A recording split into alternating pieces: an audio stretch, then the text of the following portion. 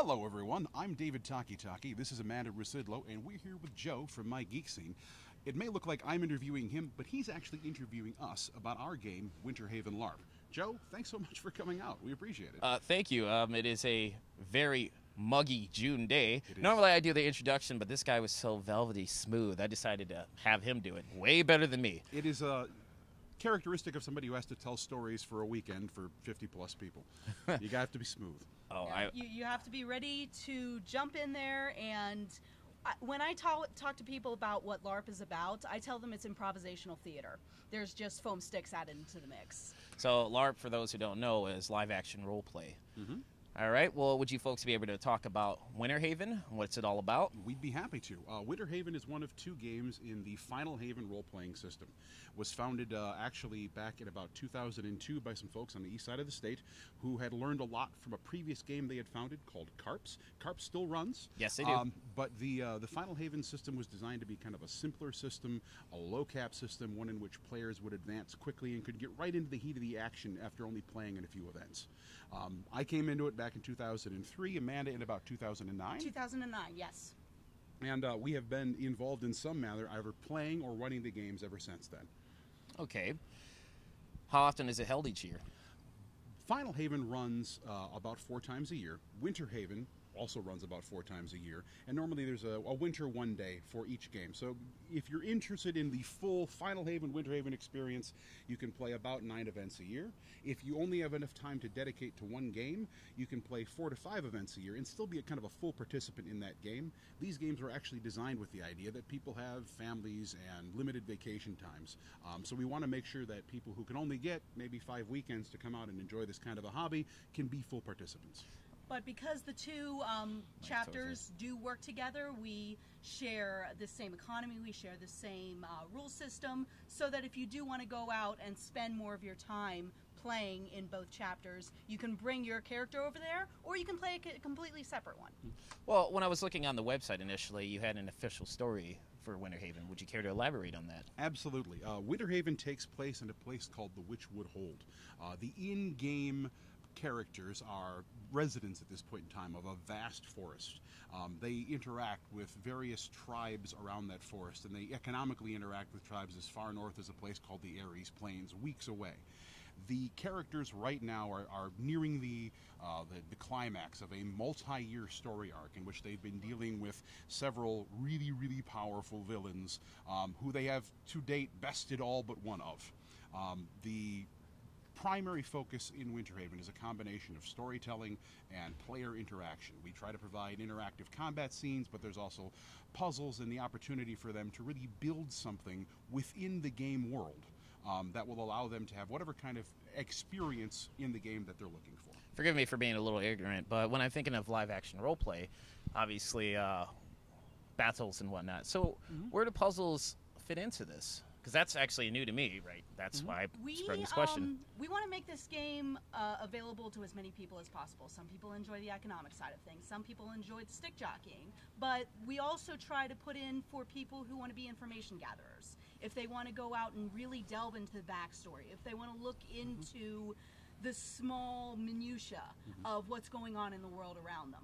And then we have small puzzles going from Legend of Zelda, lighting torches in the correct order, to paper Sudoku puzzles. That there are a wide variety of things, and we actually have skills in-game so that people can get hints that if they don't know how to do a puzzle the right way, or they're concerned that their characters are going to be hit with damage for doing the puzzle wrong, they can sit back and say, okay, I want to think about how this puzzle is going to be correctly solved, rather than just going and poking with a stick.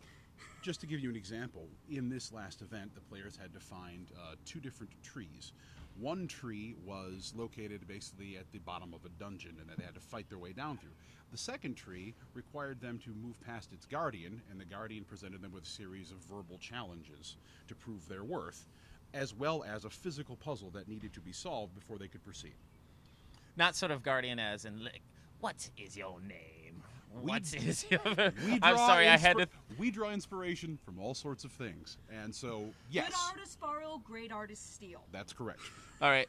I mean, Yes, I'm sorry for the cheesy Monty Python reference, but I had to throw it out there. But when you were saying puzzles, too, I was thinking, it's like there's not those obscure puzzles like, say, for instance, in the old Resident Evil games, like you had to find a chess piece and then later on apply it to a game. And There have been puzzles exactly like that. Wow. So you guys get in depth. We sketch things out over multiple years. Like the current campaign that the players are running on was sketched out to be a 5-year arc. That is actually pretty amazing. Right. And what we try to do is we understand our audience, and our audience comes from all sections of different fandoms, video game gamers, role-playing gamers, people who have never done anything, people who just love the Harry Potter books. You know, they find this game, and we try to cater to their interests. So there will be silly plots that are entirely humorous. There will be complex plots that delve into, you know, emotional or philosophical issues. There will be plots that are epic by their very nature. And you know, an event will contain multiple of those kinds of stories, and players can interact with some or all as their character really dictates. So, you were about to say something? No, you're fine. I was just going to say people like to interact with it in different ways too. Sometimes they go out and they're expecting something, or they'll stay back and they'll be like, you know what, I want to let the newbies go off and run and do this kind of thing. Or some people just want to get their blood going and they want to go out and beat the crap out of something. Yep. But we always try to make sure that we're going to roll with the players that are on the field during the plot. Unless it's for story purposes, we never have like a set difficulty level. We always scale to the players that are out there. We always try to make sure that you don't have to beat it to death in order to solve something. You can talk through it with role play. You can solve a puzzle. You can ignore it entirely. You can bribe them. You don't have to go up there and use damage dealing skills to proceed. The idea is that it's a dynamic world. And if you can think of a way to advance your agenda or solve a puzzle, we as the game staff will always try to be reactive to that. And we sit down and have our meetings and think, well, would that work?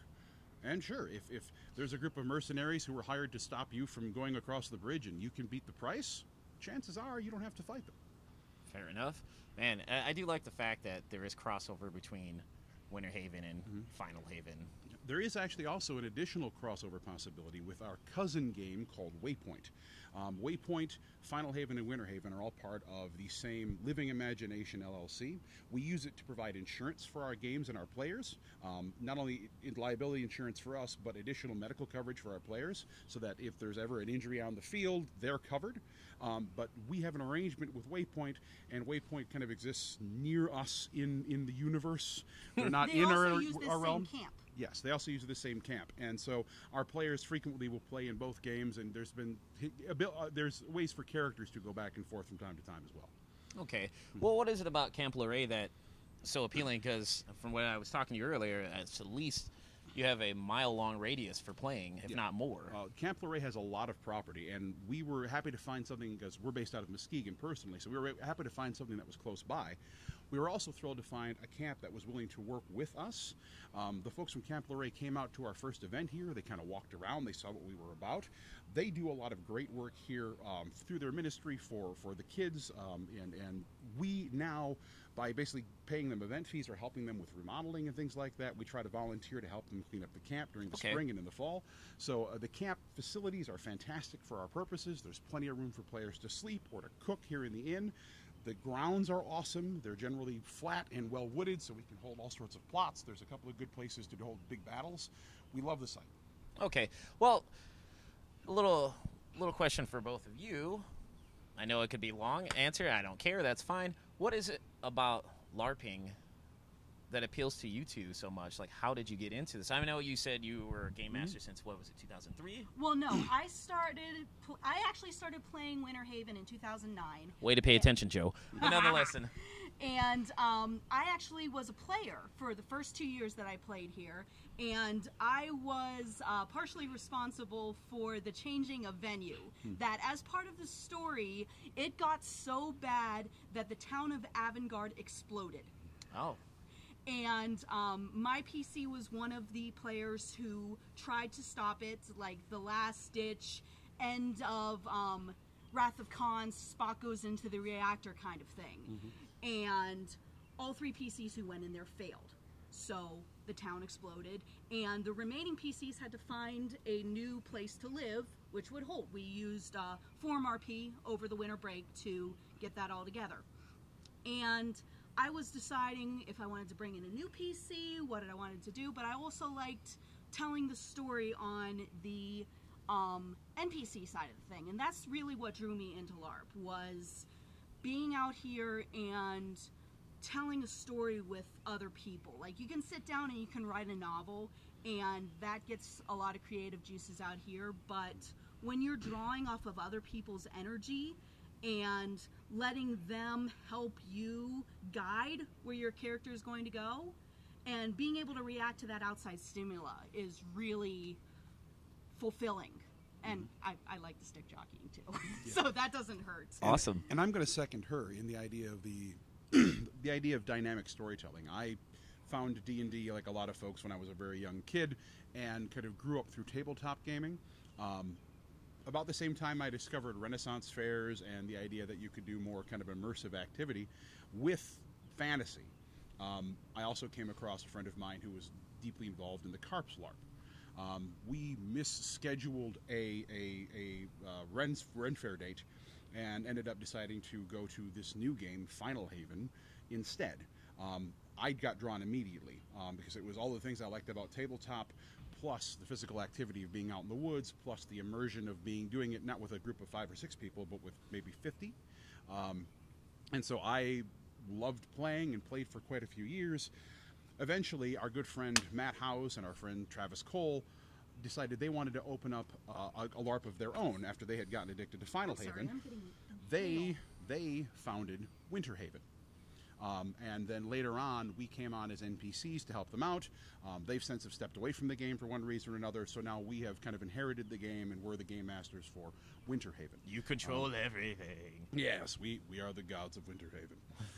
Even though we are gods who have a sworn duty to entertain our player base. Fair enough, fair enough. When's your next event? Since this one is wrapping up. September. Yeah, we'll need to get the date on that. I don't have it handy, but we'll be sure it's not only posted on our website, but on MIGeekScene. I already have it there. I just don't remember it off the top of my head. Nor do like I. I said, way to do some research, Joe. But nonetheless. If you can't be blamed if we can't remember our own event. Yeah, that's really on us. Yeah. It's like there's so many events throughout Michigan, it's impossible to remember them all in an encyclopedic nature. Right. Like boom, boom, boom, boom, boom. Well, hey, it'd be really great if someone made a website to help you find those events and keep track of them. Oh, I wonder where one could find that. Oh, yes, the one thing that no one can find on my website when they look on their phone, the Geek Events calendar that's very extensive. So if you're watching this, please go to that. And obviously the link will be on the YouTube video. But nonetheless, if people are interested in checking it out, where can they find you on the interwebs? Well, you can find us first at winterhavenlarp.com, but you can also find us on Facebook under Winter Haven LARP. Depending if you're already on Facebook, that's an easy way.